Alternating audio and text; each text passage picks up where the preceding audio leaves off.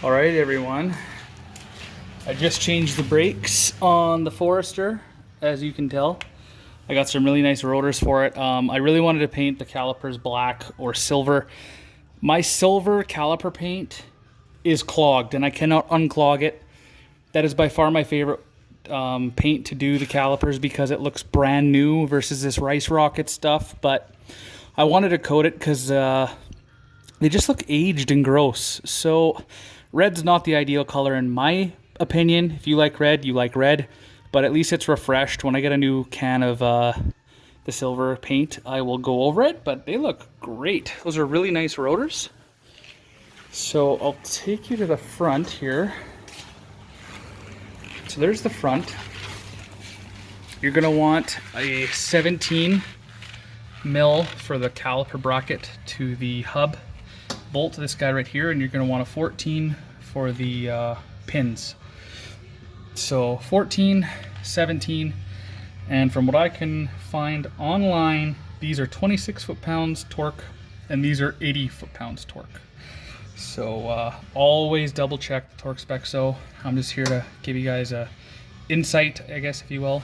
But that's the old one. These are pooched. They have a lip on them. And I think every set of brakes that come on a car I get from Japan are warped and in this condition.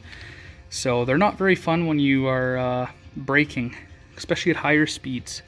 So I am replacing with some semi-metallic pads, I believe they are, and some nice cross-drilled, cross-hatched rotors. I'll be painting this guy up.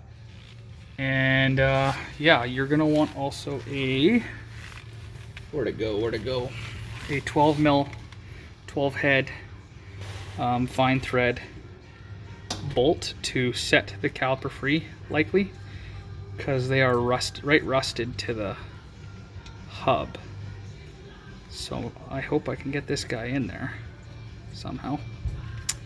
This one looks better. The other side had one hole too that was better than the other, so hoping I'll figure that out. Sure I will. Wow, this one's just done, son. Oh, I think it's in there now. So I'll get going on that. I will show you guys the rotors I bought. These were a really good deal. DS1 Performance. That's funny. Yeah, so the box is really nice. It's probably one of the nicer set of rotors I got for a vehicle. But they are drilled and cross-hatched for better cooling. I'm not a big fan of the drilled because they do crack, but these ones look like they're drilled better than just a line of drill. And it's not throughout the whole rotor, so I'm hoping it holds up to our extreme temperatures.